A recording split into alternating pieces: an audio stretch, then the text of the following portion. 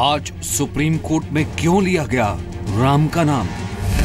उनको इस प्रकार की राम के साथ और आस्था के साथ 3 तलाक को जोड़ना गलत है। ऐसे दोहरे लोगों के दोहरे चरित्र को सनातनी हिंदू जो जनता है वो जरूर सबक सिखाएगी। ट्रिपल तलाक पर सुनवाई में किसने लिया राम का नाम?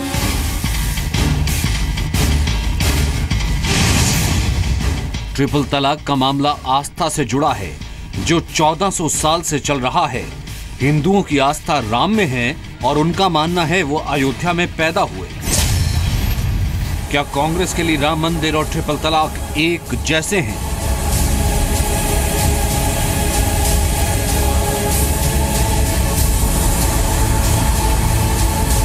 माने ये तुष्टिकरण का सबसे बड़ा प्रमाण है। तो ये क्या कंपैरिजन है वो ही बताएं, वो ही जाने। आस्था के नाम पर राम मंदिर खारिज तो तलाक जायज कैसे हो सकता है?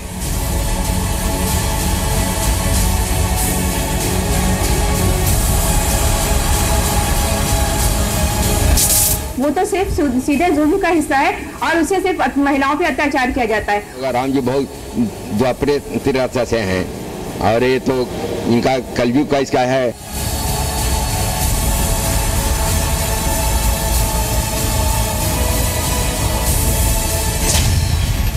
सवाल यह है कि ट्रिपल तलाक में राम का क्या काम है? नमस्कार, जी न्यूज देख रहे हैं आप। मैं हूं आपके साथ अदिति अवस्थी। तो सुप्रीम कोर्ट में ट्रिपल तलाक पर सुनवाई चल रही है। आज all India Muslim personal law board के वकील कपिल सिब्बल ने ट्रिपल तलाक को आस्था का विषय बताकर इसे जारी रखने के पक्ष में दलील दी।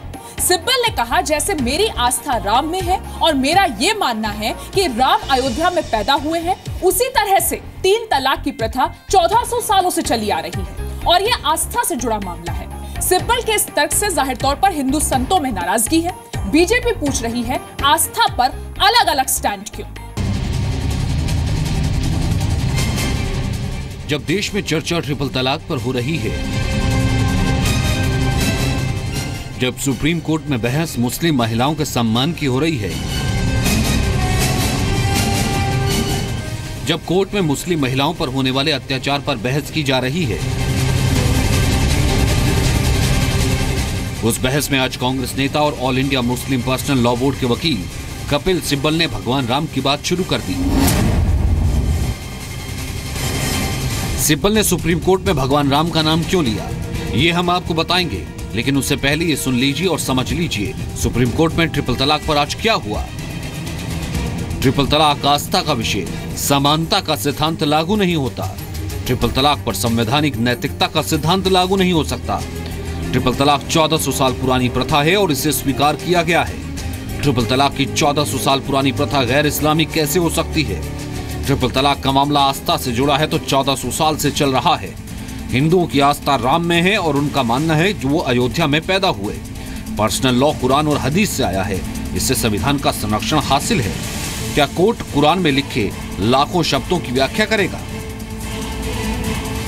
जी हां, कांग्रेस नेता और all India Muslim personal law board के वकील कपिल सिब्बल ने आज सुप्रीम कोर्ट में एक बार भगवान राम और एक बार राम जन्मभूमि अयोध्या का जिक्र किया और इसी में छिपा था सिब्बल का वो तर्क जिससे उन्होंने ट्रिपल तलाक को जायज ठहराने की कोशिश की। लेकिन सिब्बल के आज के इस तर्क ने कांग्रेस के उस तर्क को खारिज कर दिया जिससे पहले वो राम मंदिर विवाद को कोर्ट में सुलझाए जाने की वकालत करती रही है। 2 पक्ष हैं जिसे समझने की जरूरत है। राम मंदिर पर कांग्रेस का पक्ष, अयोध्या में राम मंदिर बने या ना बने इस पर फैसला कोर्ट से हो। ट्रिपल तलाक पर कपिल सिब्बल का पक्ष, ट्रिपल तलाक की सुनवाई सुप्रीम कोर्ट को नहीं करनी चाहिए, यह आस्था का सवाल है। जिस राम जन्मभूमि को कांग्रेस आस्था का मुद्दा नहीं मानती और सिर्फ कोर्ट के दखल को मानना चाहती है, उसी कांग्रेस के वरिष्ठ नेता और वकील कपिल सिब्बल ने अयोध्या में भगवान राम जन्मभूमि को हिंदुओं की आस्था से जोड़ा और कहा कि ट्रिपल तलाक भी भगवान राम की तरह आस्था का मुद्दा है, इसलिए कोर्ट इससे दूर है। हालांकि कांग्रेस इसे पार्टी का ऑफिशियल स्टैंड मानने से इनकार करती है। भारतीय राष्ट्रीय कांग्रेस का ट्रिपल तलाक पर स्टैंड बिल्कुल स्पष्ट है। ट्रिपल तलाक हमारे मुताबिक महिलाओं को समान अधिकार और न्याय दिलाने का मामला है। अगर कोई व्यक्ति विशेष किसी मौकिल के वकील के तौर पर कहता है तो उसका पार्टी के स्टैंड से जोड़कर उसे नहीं देखा जा सकता। तो क्लाइंट के इंटरेस्ट में और केस की मेरिट पर बहस करते हूँ। वहाँ कांग्रेस के नेता नहीं होते बल्कि सुप्रीम कोर्ट के वरिष्ठ अधिवक्ता होते। अब देखिए, उसी केस में हमारे दूसरे एक बहुत वरिष्ठ अधिवक्ता, देश का कानून मंत्री रहे मेरे दोस्त, जो बहुत ही काबिल वकील हैं, सलमान खुर्शीद साहब भी अपीयर कर रहे हैं। वो अपने क्लाइंट की तरफ से, उनका नजरिया फर्क है। लेकिन बीजेपी सवाल कर रही है कि ट्रिपल तलाक में राम को क्यों लाया जा रहा है।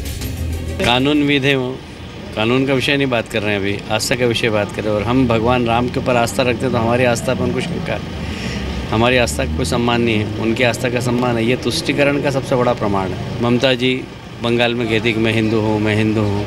कपिल सिब्बल जी कह रहे हैं कि राम आस्था का विषय, पहले तो कभी मानते नहीं थे राम आस्था का विषय। तो अब धीरे धीरे मोदी जी के प्रधानमंत्री बनने के बाद सद्बुद्धि आ रही। राम की जन्म की बात चल रही है, तो वो भी कोर्ट के सामने है। कोर्ट ही तय करेगी कि क्या होने वाला है, मंदिर बनेगी कि नहीं बनेगी।